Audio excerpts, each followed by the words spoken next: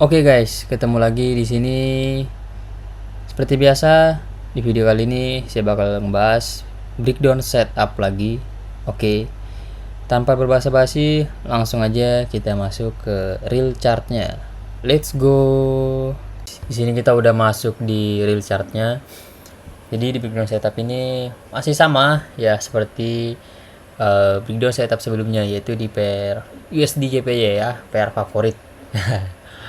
Karena dari beberapa versi masih agak kurang menarik ya menurut saya, jadi agak jarang trade, dan juga pun kalau trade pun ya lebih ke Bitcoin ya, karena kalau Bitcoin sendiri kan emang gak saya share juga ya di YouTube. Jadi buat teman-teman yang ingin tahu dari cara model entry atau metode yang kita gunakan untuk trade di XAU dan Bitcoin, ya silakan aja masuk di private community. Oke, langsung aja kita masuk ke breakdown setupnya ya.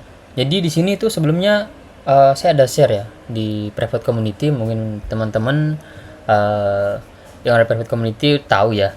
Nah, mungkin bisa lihat di sini ya untuk screenshotnya. Nah, di sini saya katakan kalau di USDJPY di sini H1 bullish. Nah, kita langsung lihat aja di chartnya nih ya. H1 bullish di sini, posisinya lagi bullish ya kalau kita lihat dari struktur H1 ya.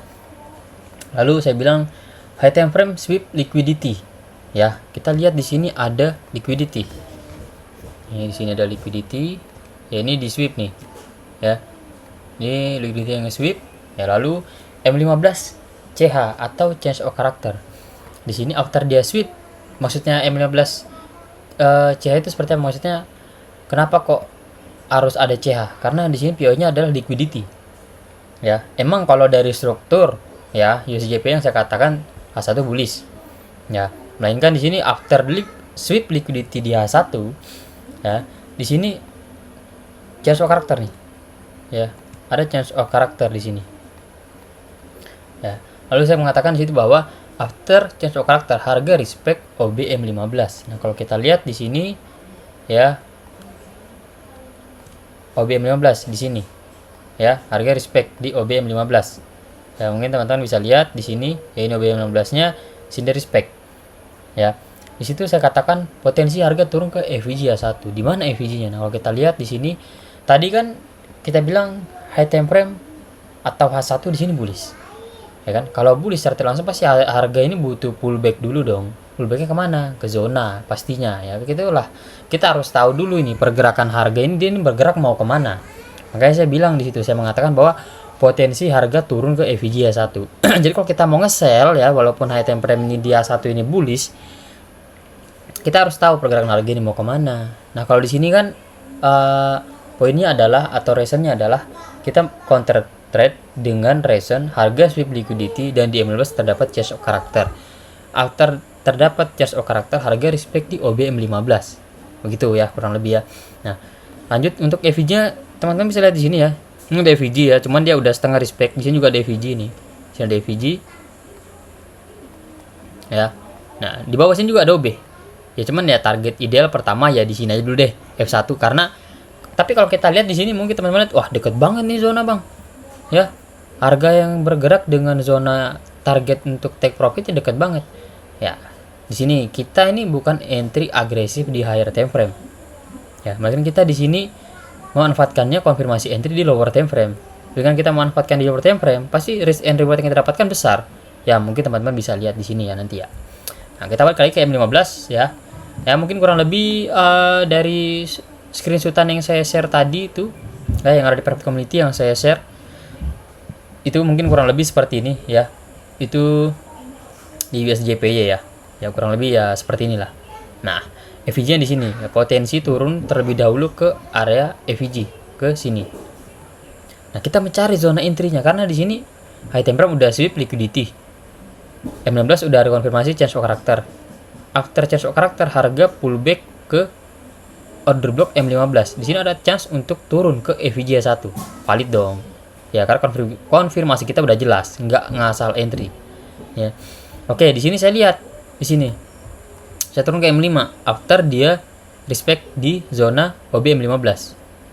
Ya, nih di M5. Nih. Di sini kalau kita lihat ya, di sini ada OB. Ya, ini ada OB. Di sini nanti ada EVG nih, bentar ya. Ini saya play sekali.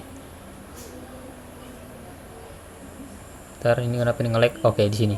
Ini kan EVG ya. Ini EVG nih. Tapi EV-nya gede kan? Ya kan, EV-nya gede kan? Nah, jadi di sini saya ngambilnya itu 50%. Ya, 50% EVG. EVG-nya kan awalnya dari sini ke sini. Nah, 50% itu kan di sini ya. Untuk 50% EVG nih. Nah, ini 50% EVG. Nah, saya menempatin pending order, saya limit di sini. Ya, saya limit di sini. Lalu untuk SL-nya di mana, Bang? Ya, untuk SL saya tempatkan di 50% OB. Ini kan OB nih di atas sini nih. Kenapa saya nggak tempatin di OB? Ya, bisa aja bebas teman-teman sih kalau mau entry itu tergantung adanya zona mau di mana sih, bebas sih kalau untuk entry. Yang penting konfirmasi udah jelas, adanya zona, ada EVG udah jelas, pasti ada OB ya. Ada OB di atas ya bebas teman-teman mau entry di OB-nya atau mau entry di liquidity-nya sekalipun ya bebas ya kalau mau entry ya. Yang penting zonanya jelas gitu. Dengan reasonnya jelas kita entry, oke, kita entry sini. Jadi saya entry 50% EVG, untuk stop loss saya di 50% OB. Kenapa Bang 50% OB? Biar RR-nya dapat teman-teman, karena targetnya EVG H1 di sini. Kalau kita lihat RR-nya nyampe tuh 1/5 lebih. Ya kan? 1/5 lebih. Tapi kalau kita mau agresif higher time frame, RR-nya berapa ini di sini? Kalau kita entry di sini, SL pasti otomatis di liquidity atas. Ya kan? TP di sini dekat banget ya, itulah yang saya bilang. Kita manfaatkannya di lower time frame, tapi harus dengan syarat adanya konfirmasi. Ya, gitu ya. Nah, lanjut lagi di sini ya. Jadi untuk trade yang pertama ini mungkin teman-teman bisa lihat di sini. Ya, yang pertama ini teman-teman bisa lihat di sini SL ya. Ya, kita lihat untuk trade-nya. Sini dia respect. Nah, di sini habis after dia respect nih langsung running ya. Sini sempat running berapa R nih di sini. Sempat running 2,5 ya, 2,5. Nah, habis itu dia balik. Ya, balik makan SL di sini. Nah, ternyata dia ngambil liquidity di sini. Liquidity diambil di sini, diambil. Nih, diambil. Ya. Ini ngambil, ini ngambil. Liquidity diambil. Jadi di sini saya re-entry after ambil liquidity, ya after ambil liquidity di sini kita lihat adanya zona. Ini udah SL ya. Artinya kita di sini posisinya pertama minus 1 R. Ya, SL kan? Jadi minus 1 R. Nah, lalu untuk trade yang kedua di sini kalau kita lihat ada zona. Bentar. Ini ada zona nih. Ada EVG ya, ada OB. Nah, tapi di sini ya, di sini saya langsung entry di EVG-nya aja. Nggak ngambil 50%, nggak ngambil di OB. Ya, karena apa? Karena targetnya tidak deket. Ibarat gini, kalau misal saya enter di EVG SL di atas nih, teman-teman bisa lihat deh. Nih, SL di atas ini misalnya. TP saya di sini. Nggak masuk. 1,34 buat apa ya kan? Mending nggak ngambil. Tapi di sini chance untuk dia turun itu besar. Kenapa saya bisa bilang demikian? Karena di sini dia ngambil liquidity lagi. Ya, after ngambil liquidity dia ninggalin zona. Ini potensi dia ya, karena yang kita lihat sendiri lah di higher time frame di sini ya. Kalau kita lihat bullish pasti dia butuh pullback dulu, dan ini zona masih fresh banget ya. EVG maupun OB-nya masih fresh banget ya. Nah, jadi saya manfaatin zona ini untuk entry, tapi ya SL saya ini nggak di 50%, karena kalau 50% pun nggak dapat juga nih. Katakan 50% di sini, 50% OB-nya. Nggak dapat juga RR-nya. Walaupun di sini saya win misalnya 2,46. Misalnya nih saya win nih di sini. Itu kan mesti dikurangin minus 1 R. Karena sini buat nutup ini kan. Berarti cuma win 1,46 R. Ngapain, Cok? Ngapain ya kan? Ya udah, jadi SL sini mau nggak mau saya tipisin, tapi nggak sampai di OB-nya. Jadi ini kan OB nih, zona OB. Saya taruh di atasnya zona OB dikit di sini. Di zona OB dikit di atas sini. Nah, tapi di sini kan saya harus target 5R. Ya kan? Saya nggak berani lagi nipisin sampai dia di sini. Takutnya respect OB gitu loh. Ya kan?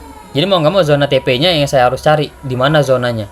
Nah, jadi saya lebihin sekitar di sini ya, karena takutnya dia hanya flip ngambil dikit gini doang bisa turun ya kan. Takutnya gitu ya kan. Karena kalaupun saya mau tarik 50% juga percuma, ini zona terlalu lebar ya. Kecuali misalnya saya mau nempatin liquidity ya, Tapi ya itu pasti kita nggak tahu bakal kejemput atau enggak gitu. Nah jadi SL di daerah sini TP-nya ya saya marking dari OB-nya. Ini kan tadi kan saya bilang di sini ada OB kan. Nih. Nah, ini untuk OB-nya nih. OB A1. Ya, OB A1. Nah, jadi TP saya nempatin di sini biar R-nya dapat 1/5. Nih, 1/5. Kenapa harus 1/5? Kalau di sini saya win 1/5, ya nggak sia-sia di sini SL. Berarti kan utuh. Berarti total win saya itu 4R. Kalau di sini win. Ya, kalau win ya, oke ya. Kalau win. Ya, tapi kan percuma juga nih kalau misalnya SL saya gedein, ya kan? SL jauh, tapi cuma 4R, cuma 3R, belum lagi dikurang 1 aja cuma 2R. Nah, buat apa ya kan? Gitu. Nah, jadi di sini saya daerah sini TP-nya sekitar 5R, ya. Nah, ya kurang lebih seperti ini. Kita bisa langsung lihat aja untuk trade re-entry-nya. Ya di sini entry sekali lagi melalui EVG. Di sini saya nggak ngambil 50%, ya. Sini saya nggak ngambil 50%. Kalaupun ngambil 50%, ya ada kemungkinan dapat ya. Mungkin teman-teman bisa lihat aja di sini nanti. Oke. Langsung saya play. Oke, di sini udah mulai nih. Ini kan walaupun dia turun ya, after ambil SL dia turun. EVG dan OB ini masih fresh. Kecuali kalau misalnya udah ke bawah zona ini ngambil, ya ini kan wajib cancel ya. Wajib di cancel. Ini kan belum ngambil nih, masih fresh ini ibaratnya nih. Butuh ke sini dulu. Ya kan? Nah, inilah kita manfaatin dia strukturnya seperti ini. Pullback ke sini ke zona fresh, habis itu turun ke zona bawah sini untuk ngambil TP kita. Tapi kalau dia udah ngambil TP duluan, ibaratnya berarti kan target kita udah diambil nih. Buat apa kita masih masang pending order? Kebanyakan orang-orang tuh SL tuh kayak gitu. Pending order dibiarin terus gitu. Dia nggak tahu kapan nih masih valid, kapan udah nggak lagi valid gitu. Nah, ini ngambil nih, ya. Ini masuk zone nih, ngambil EVG ya. Sini sempat running ya. Nanti teman-teman lihat aja.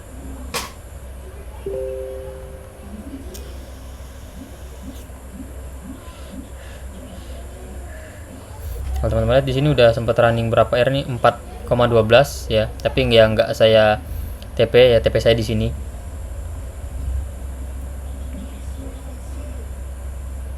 Ini sempat balik lagi dia guys. Nah, dilihat di sinilah. Lumayan juga nih nunggunya nih.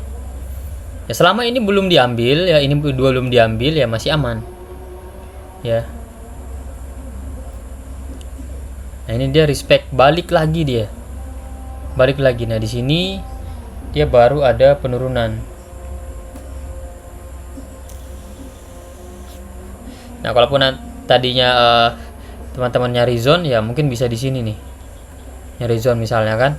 Di sini nggak dapet ya, nyari zona entah mungkin pas daerah sini atau di sini gitu. Ini baru dia TP ya, 1/5 nih.